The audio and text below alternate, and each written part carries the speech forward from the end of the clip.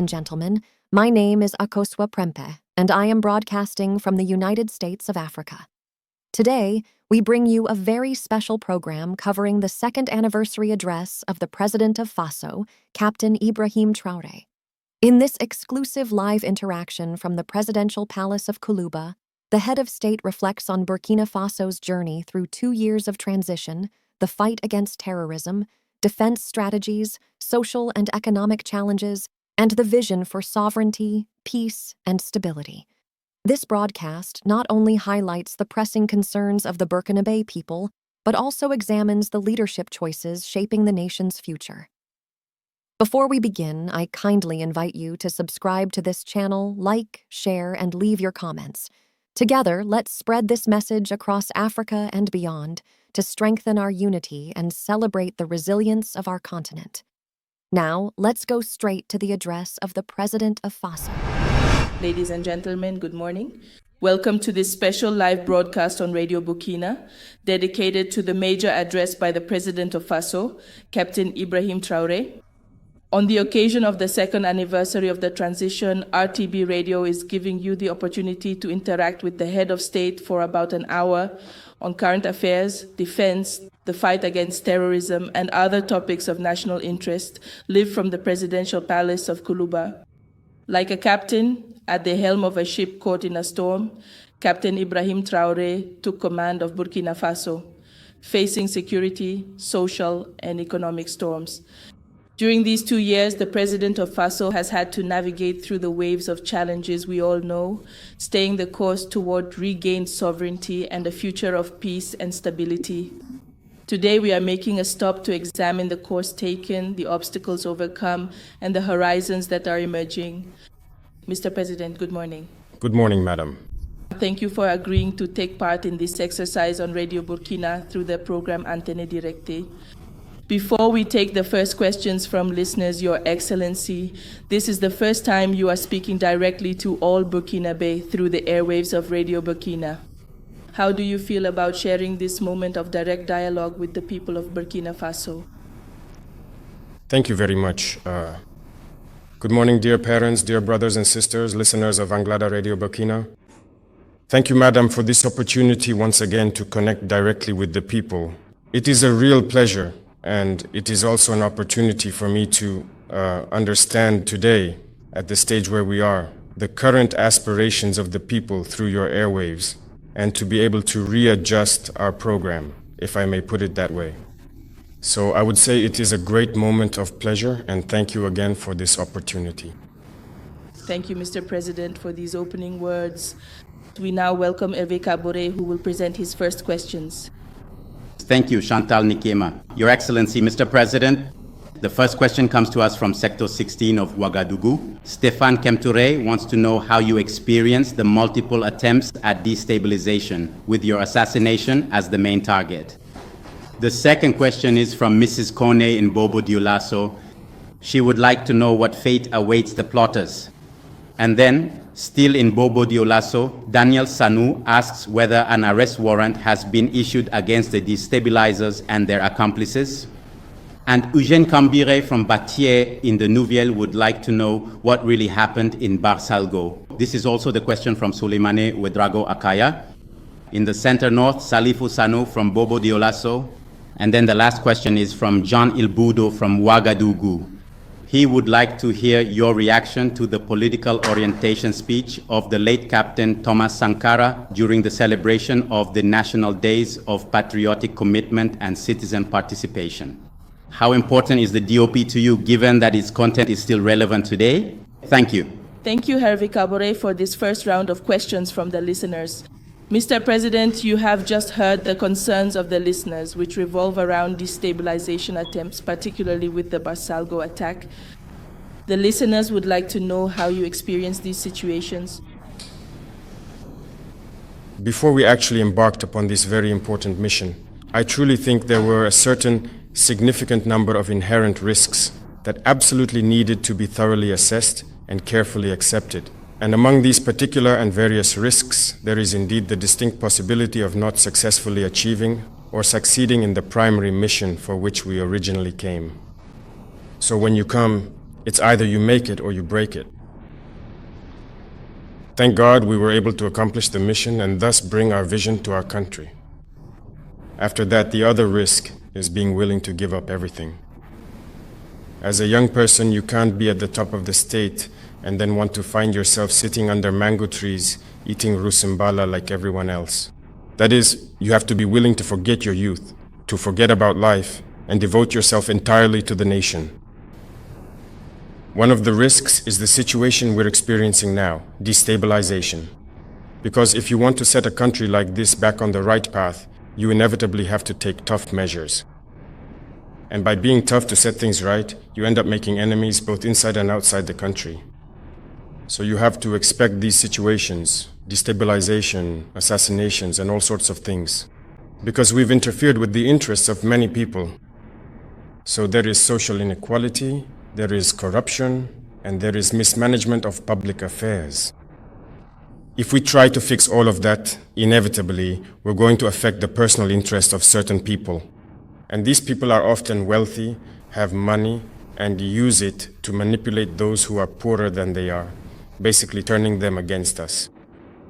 That's the internal side, and these same people don't hesitate to join forces with imperialist powers who spend their time causing us grief and making us poorer. The other aspect is these external forces. There are many countries today that are weighing us down, and we have no choice. We have to deal with it. If we want our homeland to be independent, if we want our sovereignty, if we want Burkinabés to have enough to eat, if we want our children to go to school without paying a single franc, if we want that tomorrow, malaria, which is one of the most widespread diseases in Burkina Faso, that we can treat our people for certain illnesses at zero cost. Some dreams that we have, but we will have to make a lot of concessions. We will have to prevent certain powers from plundering us, and that creates many enemies. So we are prepared for these situations. We actually experience them as normal. It doesn't shake us. It doesn't scare us. It actually gives us even more courage to move forward, because through these events, we know that the path we have chosen is the best one for our homeland, for our people. So that's how we experience things.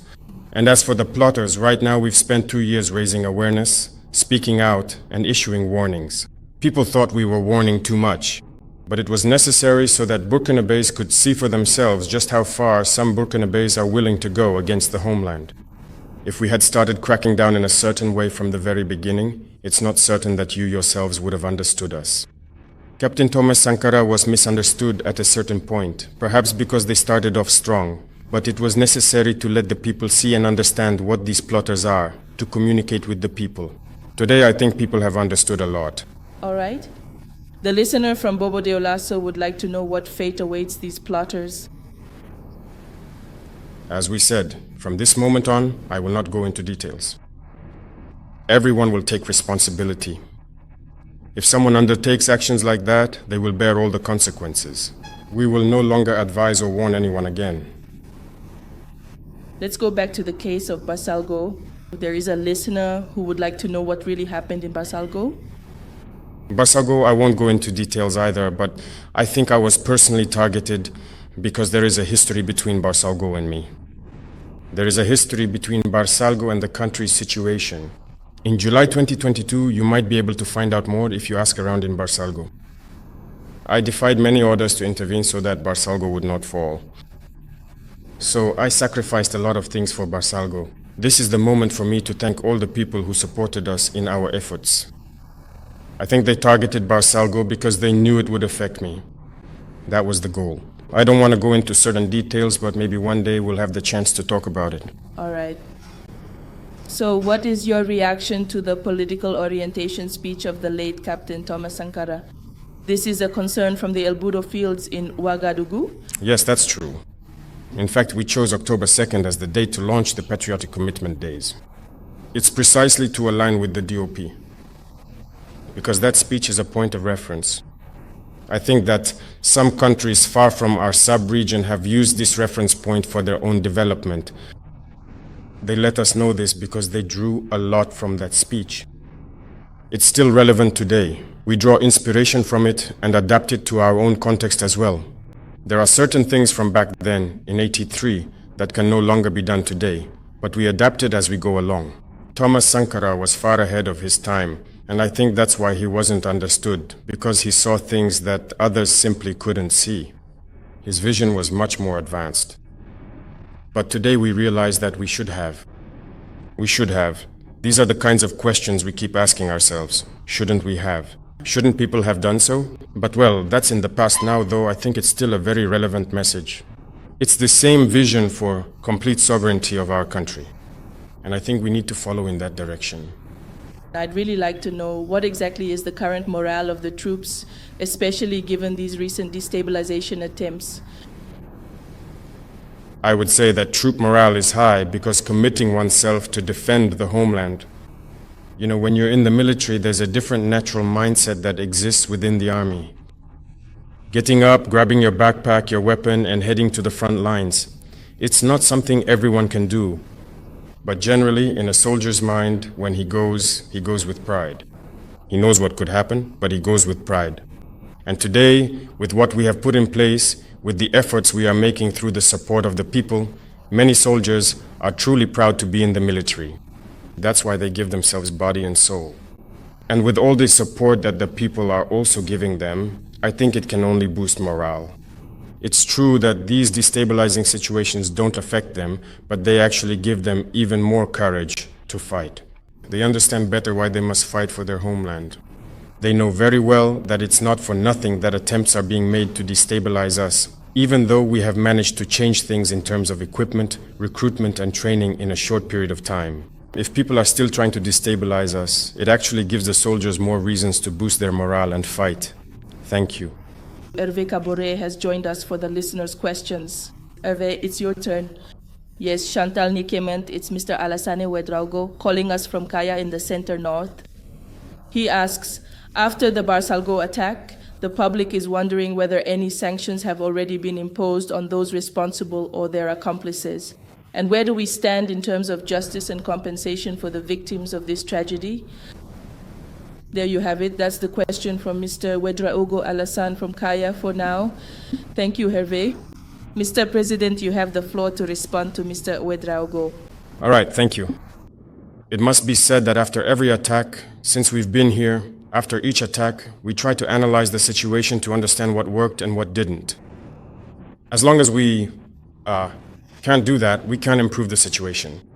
So, naturally, after the Barcaigo attack, from a military standpoint, we need to analyze what happened, what worked, and what didn't. At this point, we are almost at the end of this investigation. I believe that the military authorities have gone to Barcaigo several times to investigate and are continuing to investigate through Kaya as well. Responsibilities will be determined in a few days. I am waiting for the results of the report, and sanctions will be imposed. This is what we do after every attack. There have been attacks where we have had to dismiss certain individuals who failed in their duty. That's how it is, because we have no choice. As long as we are committed and we see that the weakness comes from within the system, we must take action. So, we are waiting for the final report in order to act. Regarding the victims, it is only natural we have passed laws so that the children of those who lost their lives in this war are taken in as wards of the nation. And those who have fallen are recognized as martyrs. The government is constantly by the side of the people, providing support, especially in terms of psychological care, humanitarian aid, health, and everything else, for all the members of families who have been bereaved by this tragedy. All right. Hervé Caboret has questions from the listeners. He is joining us once again. Yes, Chantal Nikema, listeners have sent in more current affairs questions. This is Mr. Thomas Cafando from Zignare. In connection with the month of local consumption, he asks, what are the strategies for endogenous development based on products made in Burkina? And then Mr. Karim Zango from FADA asks, do you currently have government teams meeting with traditional leaders? What are your expectations? Thank you, Hervé, for these two questions. Mr. President. All right, thank you very much. I see that the initiative to consume local products has been launched, and it is something that is very close to our hearts. If you notice, first of all, in terms of clothing, the first actions we took were based on an analysis of a number of factors. First, we need to promote what our artisans are producing, that is, Faso Danfani and Korkodonda. That's what led us at one point to reflect on the issue, for example, of teachers' gowns that were being expensively imported. So we instructed the minister to change, for example, the type of gown. Today, they are made from Faso Danfani. The women who make them, there are many women who have joined the workshop, and it has created a large workforce that is now employed. Likewise, instructions were given to those in the justice sector to change their gowns so they could also adapt to our Faso Danfani and many other social groups as well, even in the army. I think that if you paid close attention, even the minister's outfit at the Council of Ministers is actually made of Faso Danfani. So there are many things we're trying to do to promote what is made locally, and this applies to several other areas, especially processed products. So right now, we are in a dynamic of promoting everything that manages to process our raw materials, that is, food products, so that they are consumed by Burkinabés. This is what recently led us to issue a decree to establish that if someone wants to import a product, no matter what the product is, as long as there are Burkinabés who make it, they are required to source it from Burkina first. And only when that is not enough can they then source it from abroad. So this is a strong measure we've taken to encourage those who produce locally and to ensure that their products are consumed by Burkinabés. So on this front, I think we're moving in a positive direction. We can't reveal the entire upcoming strategy because, as I mentioned, those who are used to importing aren't necessarily happy to implement what we want. But if we want to be Burkinabé, we have to take action. It won't please everyone, but it will please the majority. And I think that's what matters most. Mr. Karim Zango would like to know what your expectations are regarding your government teams who are out in the field. Yes, so these visits were scheduled quite some time ago. It's like the first visits, which coincided with the events in Barcaigo, I think. We had scheduled several visits. So when the event happened, we still told people to go ahead with the program. So during this period, we suspend the Council of Ministers for a week, and we want the ministers to go to the people, find out about the realities, see things firsthand, and come back, because a minister is at the decision-making level. And if you just stay in Ouagadougou and can't understand the people's true aspirations, it becomes complicated. So this is a program. It won't be the first time, and it won't be the last. They went to the people in all the regions to learn about the real situations and understand the difficulties. And I think that each minister will therefore adjust their program according to the real needs of our people. It's the same mindset that led us to reach out to the traditional leaders because we want to restore them to their role. Their role then is to maintain social cohesion, unity, and peace. That's it. They need to assert themselves to be able to help us educate the youth. So these are the messages that are being conveyed to them. Because whatever people may say, they are key players in our society. And we want to restore them to their role so that they can help Burkina Faso return to its ancestral values, which are values of peace, unity, and cohesion. All right. Thank you for these insights. Mr. President, current events, security, and defense are closely linked. While we wait to hear the concerns of the listeners, it has now been 2 years since, under your leadership, Burkina Faso has launched a full-scale war against armed terrorist groups. Today, what assessment do you make of the recovery of the national territory? Thank you. We will never stop talking about the situation on the ground because that is the very essence of our struggle. And as you have been able to see, I think that as soon as we began our actions, there was another face of terrorism that the people of Burkina Faso discovered. That's it. So that really made us realize that it's not just about terrorism. I think the goal of these people is even bigger than that. Last time, I spoke about fourth-generation warfare. You see, they manipulated a lot of people to turn them against their own brothers. Today, whether you look at the terrorists or at us, it's young people who are dying. So we have to put a stop to this. We have to end it quickly. And to do that, we needed to arm ourselves with courage, to train, to recruit, because the manpower, the equipment, nothing was up to the task to be able to face this. And I remember that the terrorists had said that on December 31st, 2022, they were going to celebrate New Year's Eve in Ouagadougou. Then when you analyze it, you realize they could have done it. What was going to stop them? I don't see anything. with the numbers they had, the sleeper cells and everything. If they ever mobilized, say on December 20th, they could celebrate in Ouagadougou. Nothing could stop them, unless we call upon those same powers that created them to come intervene and put us back into slavery again. So, when we took responsibility, you quickly saw that we started recruiting, both on the military side and also with the VDPs, to try to contain the threat.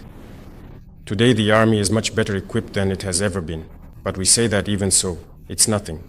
The equipment will come 10 times, many times more advanced than what we have now. We will continue to recruit in order to have a strong army, because independence, sovereignty, so long as you don't have a strong army, you cannot stand on your own. So this will continue in that direction, and we will keep facing the threat in this way. Still regarding the fight against terrorism, some Burkinabe make a connection between national reconciliation and the fight against terrorism. Do you understand their reasoning, Mr. President?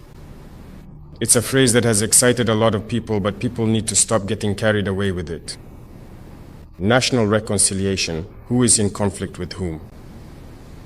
That's the question we need to ask. We are in conflict with armed bandits who kill indiscriminately. We do not want to reconcile with them. If that's what people are calling reconciliation, we do not want that kind of reconciliation. Either they stop, lay down their arms, and return to the Republic, but we cannot let people kill us and then sit down and talk about reconciliation. No, we will fight. We will fight until they themselves raise the white flag and come. And we'll see. So, these are terms that some people often use without even knowing what they're talking about. We also receive correspondence in this regard. People write to us supposedly to give us strategies for social cohesion and all that, and national reconciliation. But when you really read into it, listen, you can't reconcile people that way. There are people who have destroyed this country. If they have legal issues or problems with society, then those problems need to be resolved. People need to acknowledge, maybe pay for what they've done, or for what they've looted and all that.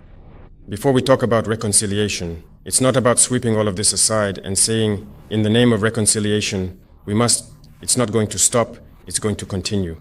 That is impunity. We meet Hervé Kabore for other series of questions on security and defense. Hervé Kabore. Yes, Chantal Nikema. Clement Guigunde is calling us from Bobo Dioulasso.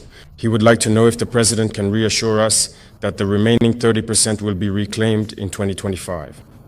Clement Guigunde also commends the presidential initiatives that will make the country an emerging state, and he wonders what your response is to those who think you should only focus on waging war.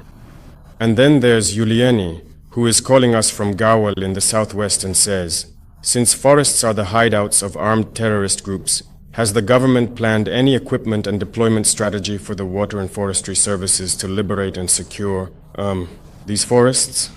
There's also Diallo Haruna, who is calling us from PAR. He asks, is there any plan to open police stations in the municipalities that don't have any? Thank you. Thank you, Hervé, for this series of questions. We'll start with Clement Guigunde's question about reclaiming national territory. 70%. When will the remaining 30% be reclaimed?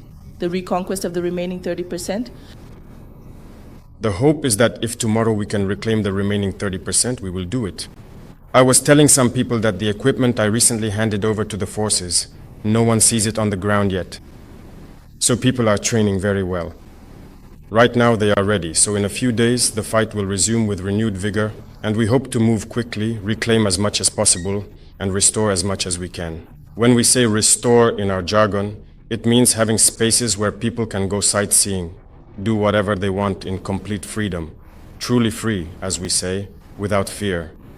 That's what we are currently developing, and it's being done in tandem between defense and security, because as much as the frontline forces are advancing, we also need to reorganize the security forces in the rear to ensure the full peace of mind of the population.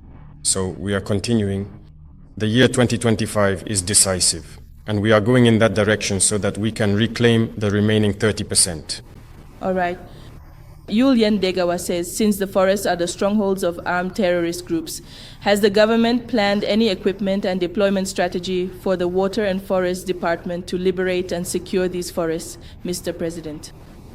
We are working on this because, regarding the Water and Forest Department, it must be said that when we arrived, we tried to assess the situation. Unfortunately, it was a bitter realization. They were there at their posts. As I was saying, you could find 10 water and forests agents at a post with only one weapon. So, if you go years without handling a weapon, it's a bit complicated to say today that we can just send them straight into the forests. The forests are currently the military's battlefield. It's the military who are searching the forests. They will be the ones to clear the forests before installing the water and forests agents for consolidation. And we are continuing the retraining of the water and forest agents. If you notice, there are certain units that we've taken little by little that we are trying to retrain and upgrade so that when the military finishes with certain areas, they can then settle in. And this process has already begun. There are certain forests in the interior that have been cleared by the military, and the retrained water and forests agents have moved back in. So we have re-equipped them, and gradually we continue to increase their firepower so that they can maintain control after the military has passed through. All right. We will come back to the second part of Clément Gigande's question, who asks, what do you say to those who think you should focus solely on the war? You can't wage war today without also developing.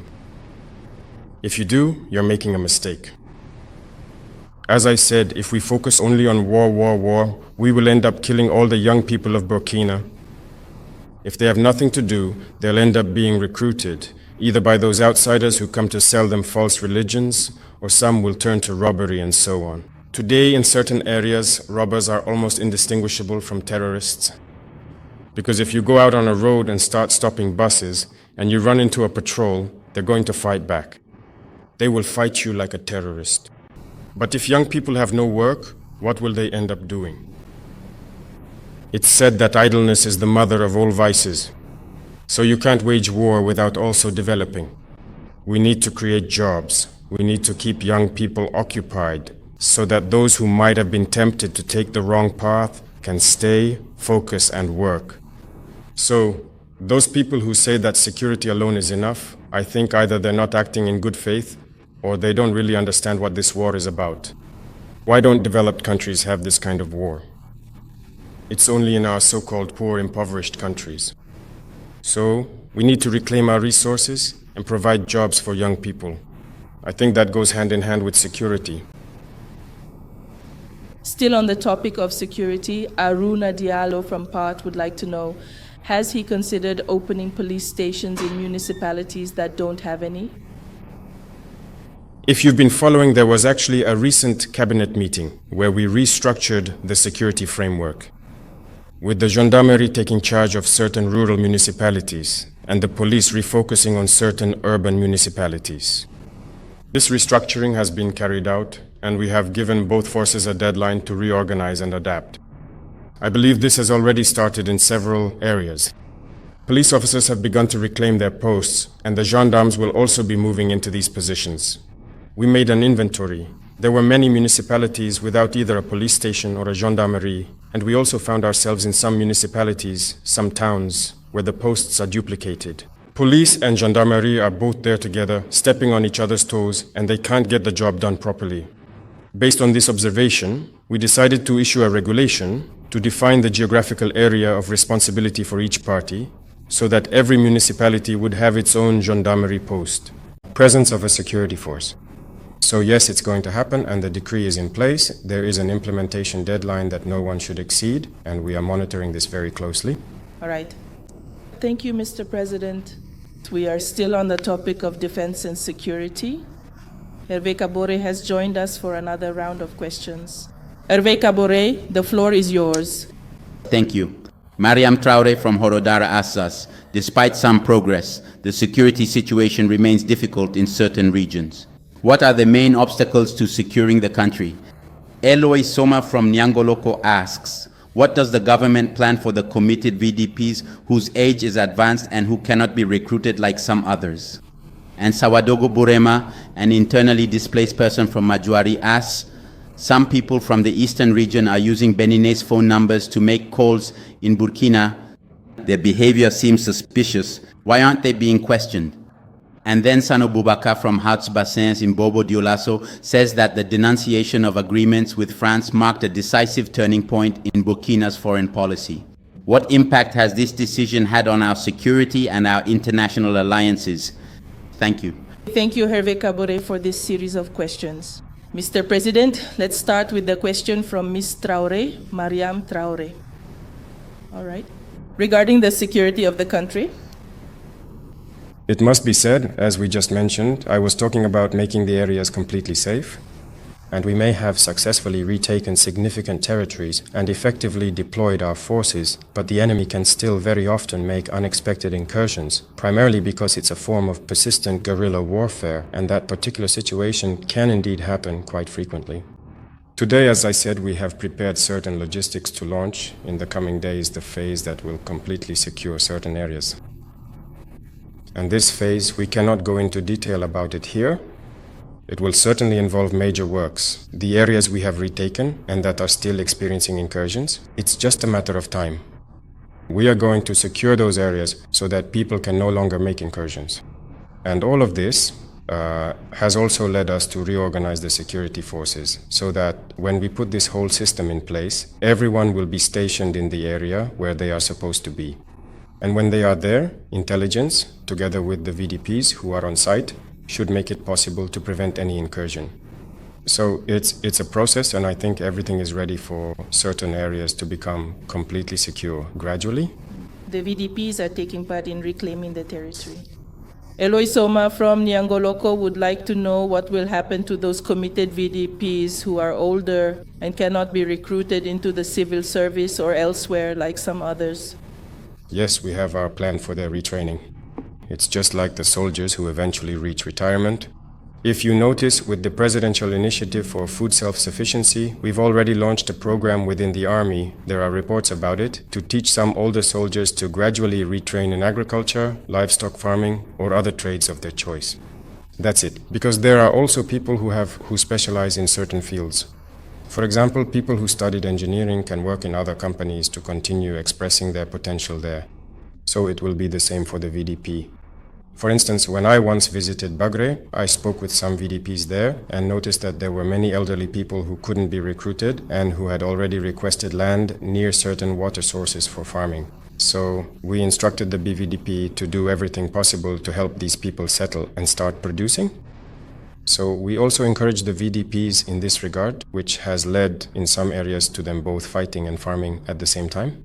It's also a form of training, and we would like, when the time comes to disengage them, to be able to support them in settling into their preferred fields so they can continue contributing to the development of Burkina Faso. All right. Sawadogo Borema from Majohari in the east of Burkina informs us that people from the eastern region are using Beninese phone numbers to make calls in Burkina. Their behavior is suspicious. Why aren't they being questioned? Thank you to the listener. In fact, as he said, there is also a lot of complicity. This already makes the fight very difficult, but we take complicity into account as a challenge and we manage to overcome it. The Majori area, as he mentioned, and many other areas, some in the east, are not accessible. That is indeed part of the approximately 30% of the entire territory that we absolutely need to reclaim and restore. These are forested areas and they are quite difficult in terms of combat.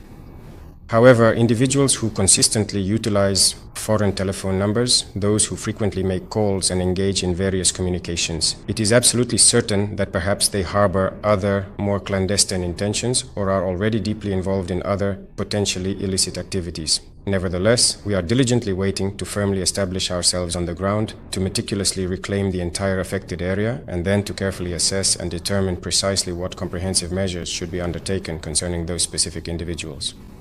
That's what I can say, but for now we can only speculate, if I may say so, about the matter, since we don't know why they're calling and so on. But we know very well that many people have been arrested in the East region for complicity with the terrorists. They supply them. In any case, they devote themselves body and soul to taking routes to go supply the terrorists. Many have been arrested. We are also continuing operations in that regard, so they have nothing to worry about. I think that Majori will get there. All right. We are now heading to the Hauts-Bassins with Mr. Sanu Boubacar, who talks about the denunciation of agreements with France, which marked a turning point in Burkina's foreign policy. What impact has this decision had on our security and our international alliances?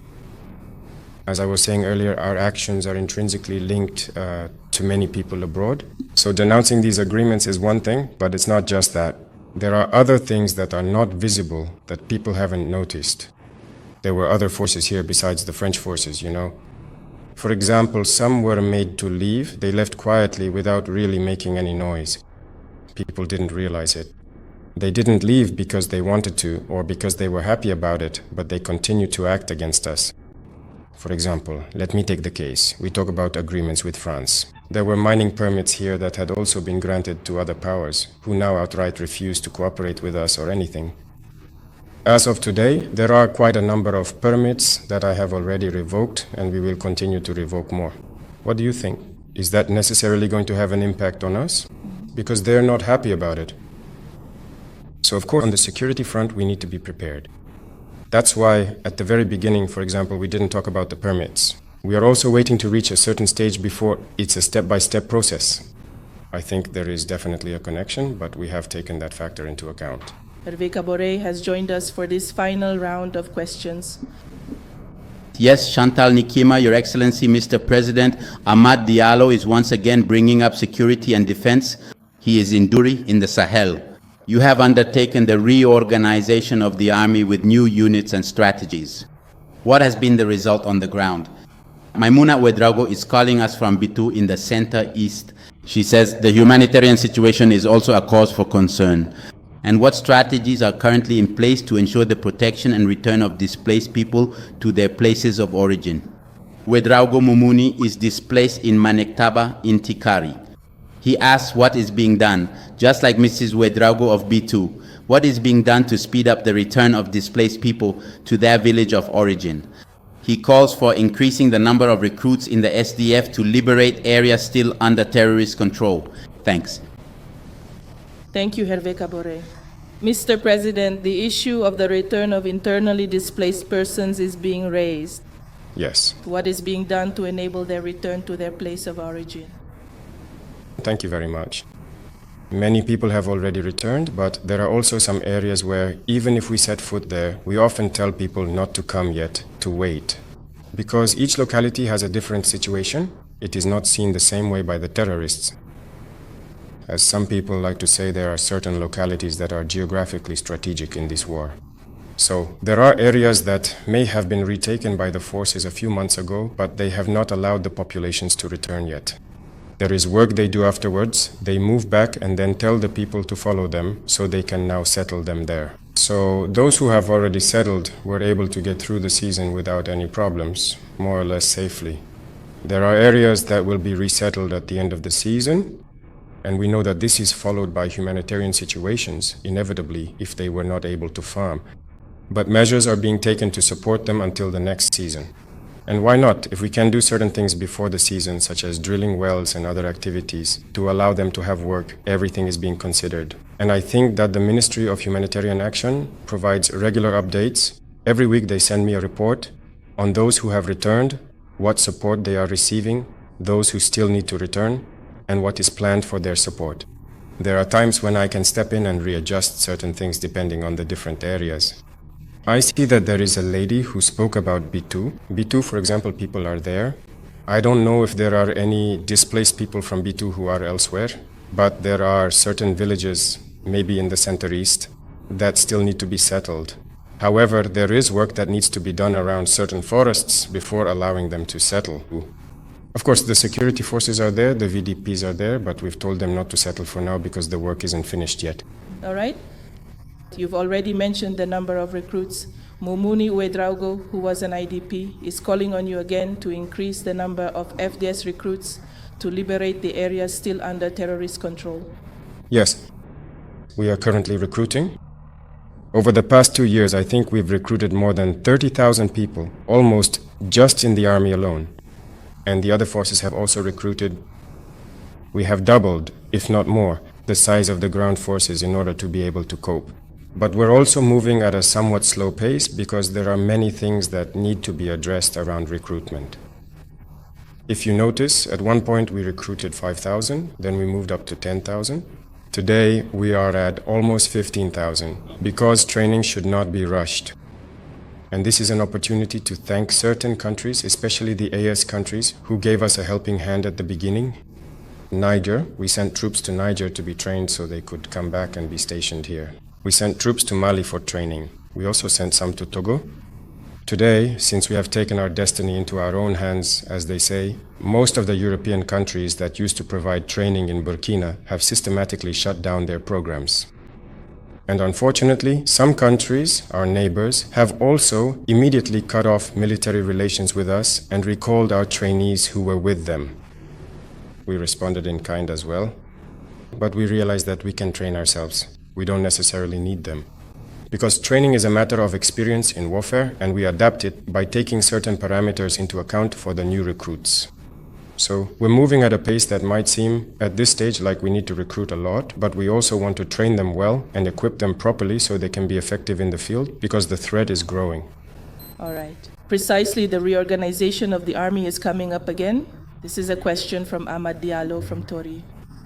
He asks, what results have you seen on the ground with this strategy? If we hadn't reorganized and created organic units, we wouldn't be able to hold out. It wouldn't be possible.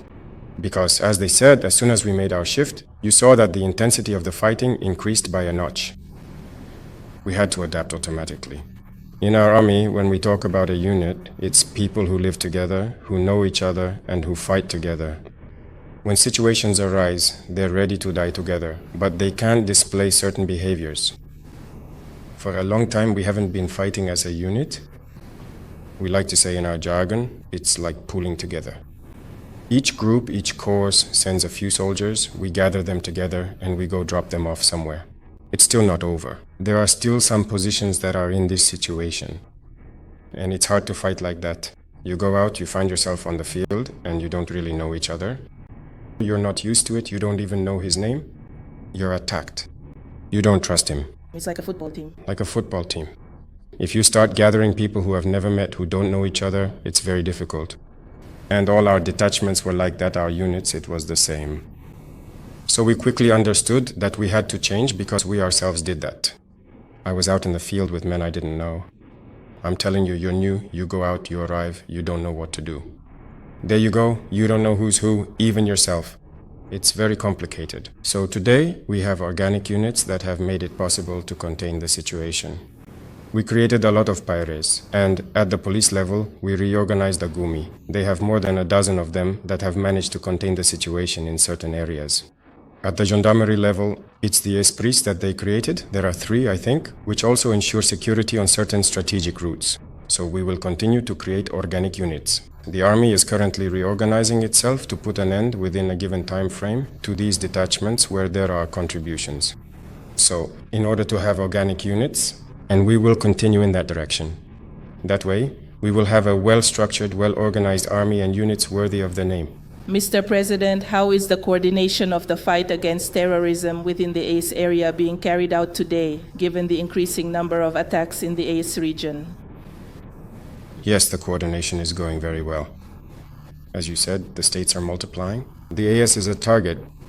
Seeing Africans unite is not good for some other people, so everything must be done to break up this alliance. We understand, but that's what we're here for.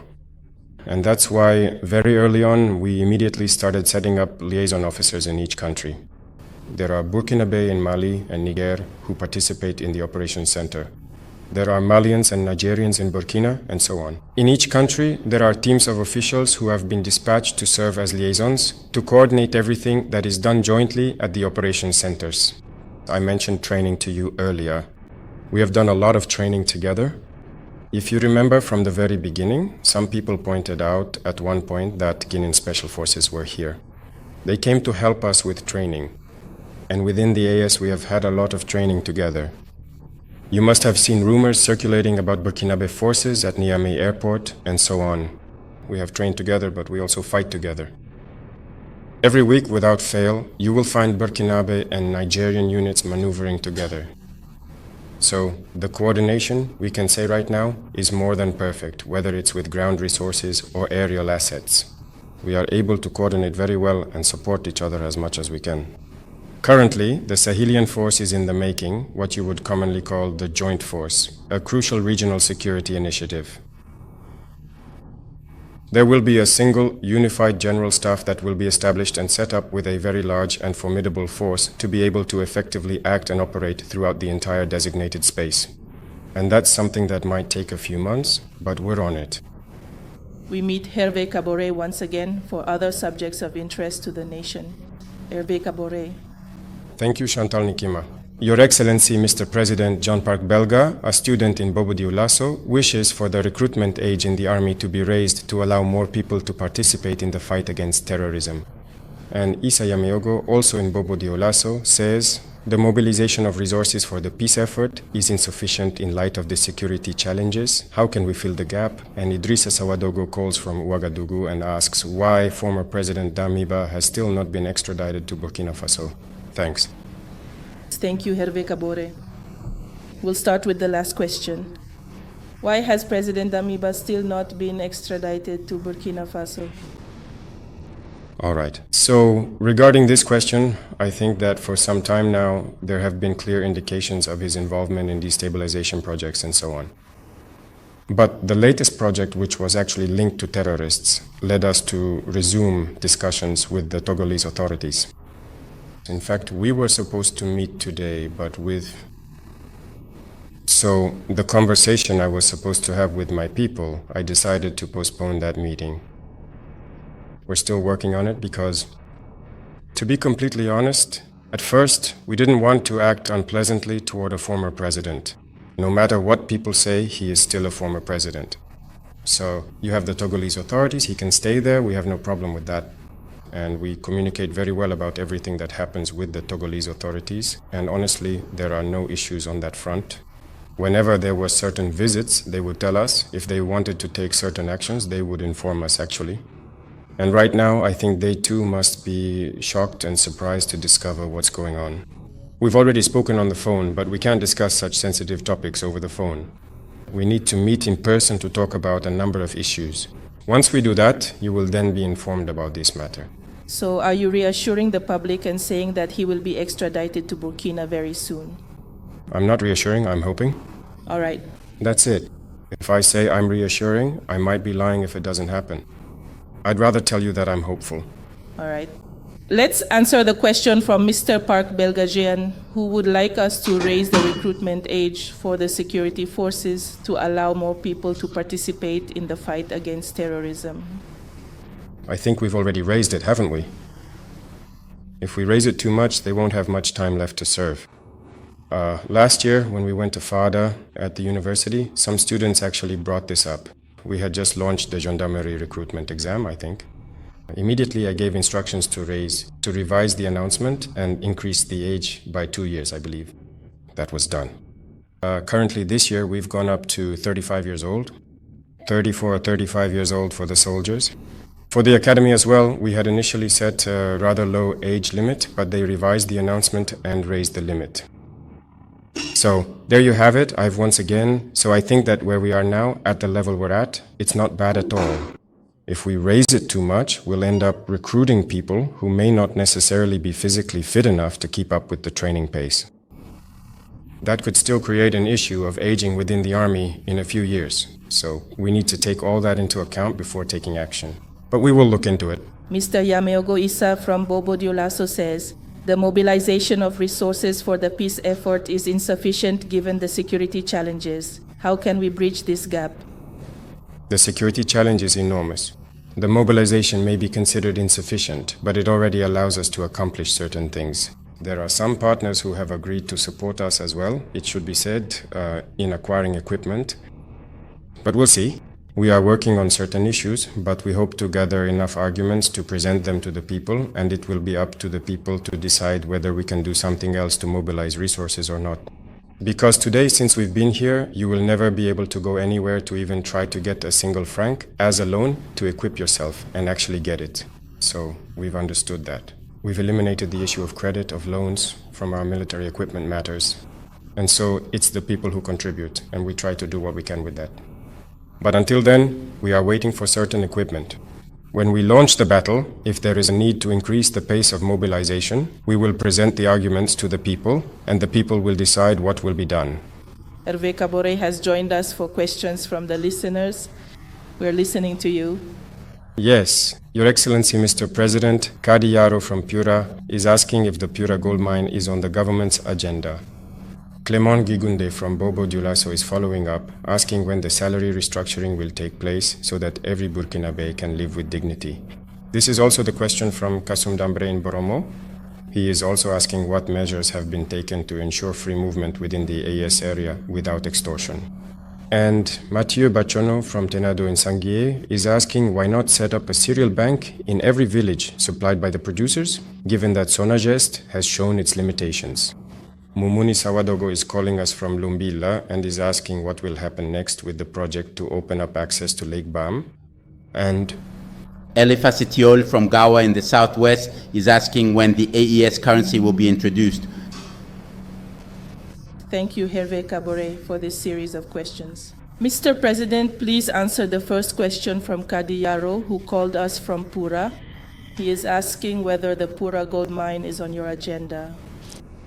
Thank you. I should say that all the gold mines are currently on our agenda because when it comes to gold, we do know how to exploit it.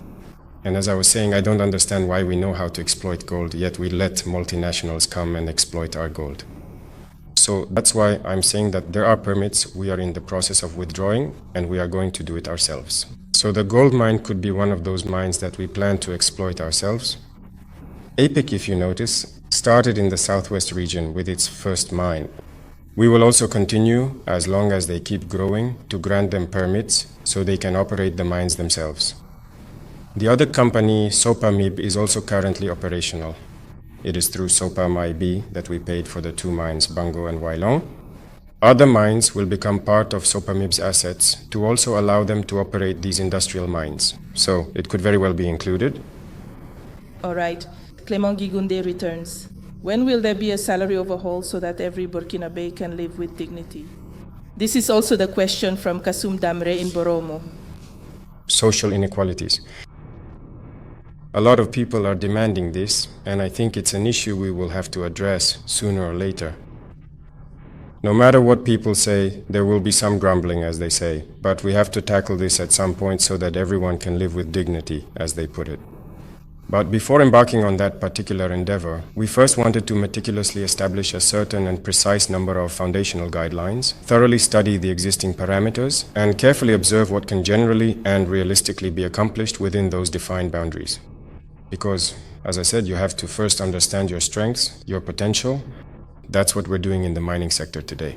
We have come to realize that if we were to take back complete and total control of our valuable mines and manage to significantly lower the overall intensity of this ongoing and protracted conflict, perhaps, just perhaps, we might not necessarily need to completely overhaul things, as they often say, or even consider reducing salaries for our dedicated workers. We will see how we might be able to adjust certain salaries. But for now, we continue to monitor the situation and we hope to assess our military spending during the year 2025. Should we continue to increase military spending in 2026 or not? And also, the mines that we will be operating in 2025, what have they brought us? Will that allow us to raise the salary levels for some and balance things out a bit? Because it's really uneven. Some people have salaries that are incomparably higher than others who are really lagging behind, and we intend to balance things out so they can be reassured. We don't necessarily want to lower anyone's salary, but we'll see, based on our capabilities, what we can do to bring everyone to the same level. The question of the AES comes up again. What measures have been taken to ensure free movement within the AES without extortion? Also, when will the AES currency be introduced? Very well. I think this issue of extortion is very much on the agenda. Strict instructions have already been given to the Minister of Security to start cracking down on this issue of extortion. There are cases currently in court involving certain individuals. Extortion is not good behavior. Above all, unfortunately, it's the security forces who are doing this. This really isn't good behavior when we're aiming for union, for confederation. This week, I believe the security identification experts are meeting in Bamako. The goal is to harmonize a number of travel documents, but also identity documents. There will be an AES identity card that is set to be introduced. With this or the AES passport, we should be able to travel freely without being extorted. And we will also put in place in each country a number of measures that allow users to report or, in any case, to denounce cases of extortion. Already in Burkina Faso, we have taken many measures. Currently, this is being implemented, notably the call center, which can also be used, and reports can be made all the way to the Presidency of Faso. And we have set up the CRD, which must take action above all other existing regulations. And the CORAG, as it is currently called, has also been instructed to investigate any form of corruption, extortion, or mismanaged cases. And in the coming days, there will be revelations. Individuals caught in such situations will have to pay. Mathieu Bachuno from Tinado thoughtfully suggests, why not establish a community grain bank in every single village, adequately supplied by the local producers? Yes, that's also a good question, and I see that he even mentioned Sonages. Sonages had a lot of difficulties. We changed the management, and currently I have instructed the minister to increase the number of Sonages warehouses. He is actively working on acquiring their very own dedicated trucks to efficiently transport and securely store the harvested grain, primarily because Sonages, in its previous operational model, used to operate exclusively through various rental agreements and leased vehicles. You can't rent warehouses, rent trucks, and expect to be efficient. It's complicated. It was a system that didn't allow for efficiency. That's why right now they have started building warehouses in certain areas and acquiring their own trucks to be able to deliver quickly. There's also APEC, which is involved in this matter, like what they call the grain bank. They are in the process of creating them. They've already identified the initial areas. I don't know if the projects have already been launched or not.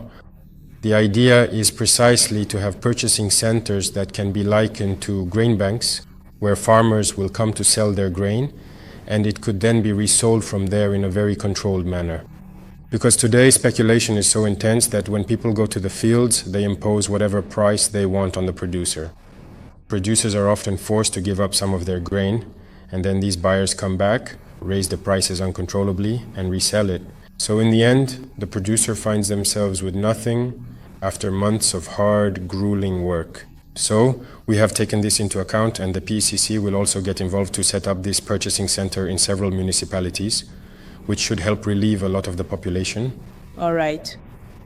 Still on the topic of food security, Momuni Sawadogo from Lombila asks, what is the current status of the project to open up access to Lake Bam? The minister was there, I think, not too long ago. The Minister of Agriculture has been there. He came to give me an update on the situation, and we are working on it. Currently, there is also the security aspect, which was also a limiting factor. I can assure you that a lot is being done around the lake. And I think that those who are on the ground there in Kaya or nearby should be able to notice these things. We won't reveal everything here, but we are working on it because the lake needs to be redeveloped, made more viable, and so that it benefits many people. The project is underway. The ministry is working hard so that it can be completed quickly. Thank you for these answers. We welcome Hervé Kabore once again for the listeners' questions. Thank you, Chantal Nikema. Your Excellency, Mr. President. Alassane Lene Alankoué from the Boucle du Mouhoun asks, why aren't all types of cancer treated in Bogotogo? And Mrs. Sarata Dakure also hopes that you will pay close attention to the initiative for cancer care. Julian Agawa asks, what is the government planning to do to resolve the problem on the RN1 at the Eredugu Point, which experiences flooding every year? And Dambre Kasum in Boromo asks, what solutions are there to reduce the number of job seekers in the public sector? Thanks. Thank you, Hervé Kabore. The first concern of a listener, why not take into account or at least take care of all cancers at the Bogotogo University Hospital? Okay, I'll go over some settings again. We have a program, we have objectives. And as I said on the education side, the objective is for education to be free in Burkina Faso. We can't say exactly how long it will take. As I said, we assess our capabilities, we try to do certain things ourselves, and we hope to succeed. It's the same with health. There are certain cases that we are already trying to take care of. If you look at the recent mobile clinics before for breast cancer, to get a mammogram and everything, women had to spend a lot of money and it wasn't even accessible to everyone. Today, we can thank God, in many regions it's free. The center that treats cancer, it's the only one there is. Currently, the second one is being completed in Bobo. So the current capacity doesn't allow everyone to come. Secondly, we assess before it was closed. We came and reopened the center, restored it, and now it's operational. But if we say we can treat all cancers for free, that would be a lie. We can't do that. For now, we can't. That's why we chose childhood cancer for children under 15 years old. So cancers affecting women like cervical cancer, breast cancer, and prostate cancer. But for now, we can't take all cancers into account. If we say that, people will flock here and the service won't be able to keep up. Then people will say that we've taken measures but can't provide support. That's why we're proceeding step by step, gradually as we go. You see, many things can be done very well in Burkina Faso. Julian comes back with a security question. What is the government planning to do to solve the problem on National Road number 1? Is it about the RN bridge then? The place that overflows every year, I think this year we've really been called out about it. Last year it happened, we saw it. This year the road was blocked for quite a long time. The Council of Ministers, because I told the Minister of Agriculture through the ONBA to go there as soon as the water recedes and to make us a proposal. We want to build a very large dam, quite deep, going up towards Uri.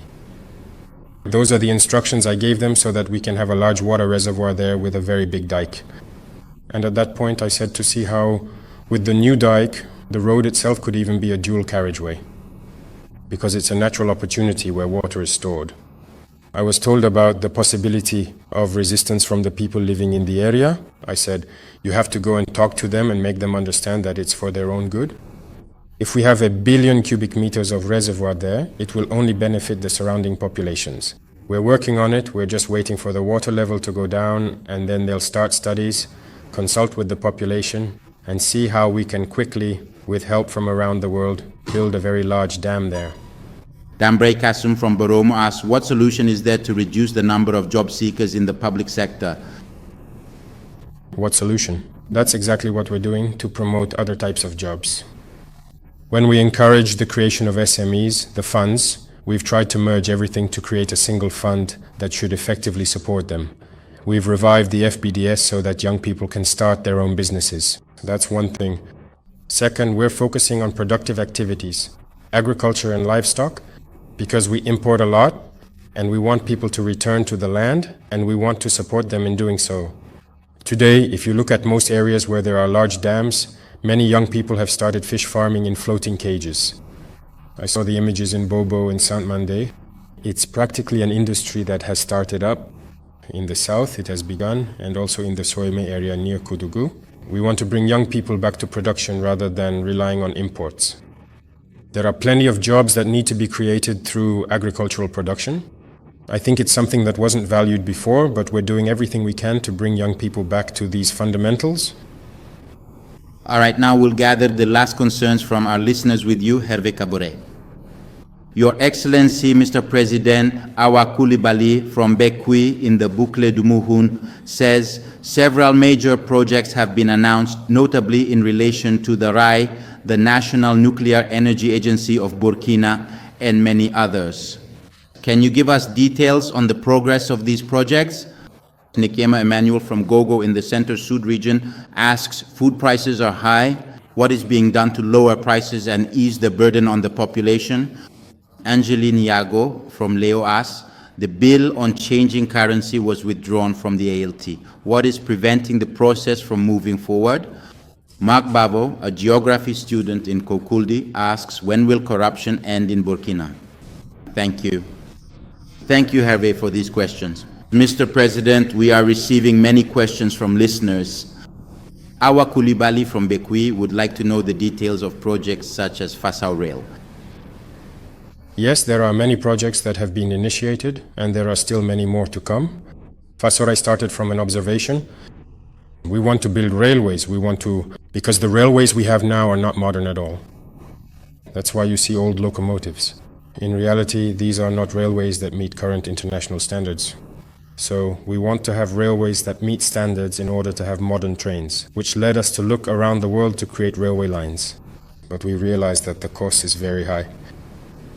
The last file I saw, each kilometer of railway was costing us between 17 and 18 million euros, so over 10 billion. If you build 300 kilometers of railway, you're looking at over 3,000 billion. So we decided that instead of doing that, instead of going into debt for this kind of construction, we would rather create jobs in Burkina, so set up a factory that produces and lays the rails. It will be Burkina-based who are employed there. So that's what led us to explore this option, and it's well underway. We are in the process of, finalizing the contract with partners who also want to support us with this. By setting it up and producing our own rails, we'll really be able to serve, many areas across the country. When will corruption end in Burkina Faso? This is a concern raised by Marc Gabagou, a student in Kukudi. The end of corruption? If we say that corruption can be completely eradicated, that would be a lie. But we are working to drastically reduce corruption. If we hadn't already reached a certain level, we wouldn't be able to get by. Many people have said from the beginning that we wouldn't be able to pay salaries, that we wouldn't be able to do this or that. But here we are paying salaries, there are no additional resources, nothing. This means that management has changed and we will continue to tighten controls and crack down. And as I was saying, CORAC will soon be releasing some cases. There are some very big corruption cases. And when we start pursuing these cases, I think it will help lower the level of corruption a bit. Angelina Yago from Leo says, the bills including the currency change have been withdrawn from the ALT. What is preventing the process from moving forward? Withdrawn? No, it hasn't been withdrawn. There is just one parameter that we added. The Council, because I don't know if the report mentioned this, but in the official journal they will be able to see. It's just an addition that we made. So it's been sent back to the ALT. Immediately on the evening of the last council meeting, I think they will look into it again. Otherwise, it hasn't been withdrawn. It's ongoing. All right. Dear listeners of Radio Burkina, we received many questions, and despite the 30-minute extension, we couldn't ask all of them. But rest assured, they will be forwarded to the President of Faso. Mr. President, before we conclude, I would like to invite you to say a few words to all our listeners and to the staff of Radio Burkina as the 65th anniversary of this radio station approaches on October 25th, a symbolic date for this public service media, which has always been close to the people and committed to informing them with rigor and professionalism. Thank you. So to begin with, Radio Burkina, I would like to say thank you. Thank you for all the work accomplished over all these years and for the work you are currently doing in this time of crisis to reach people even in the most remote parts of our villages. Because today, radio is a tool for information and raising awareness. So congratulations to all the staff and happy anniversary in advance. We therefore sincerely hope that you can continue to educate and enlighten our entire population as well, and we will diligently do everything within our power to significantly improve your working conditions and wholeheartedly support you in your vital mission. And as for the people of the land of upright men, my people, I would like to once again extend my congratulations and encouragement to all those who are fighting for our homeland, whether they are FDS, VDP, or civilians, because everyone from their own position is fighting. The challenges are tough and there are many events taking place. Offering condolences is something we do for ourselves because we are all brothers and sisters. When there is a death, it affects us all. So I would like to take this opportunity to offer my condolences to all those who have lost loved ones, and also to wish a speedy recovery to all those who are currently injured as a result of these acts of terrorism, and especially to the FDS and VDP, to encourage them to stay the course.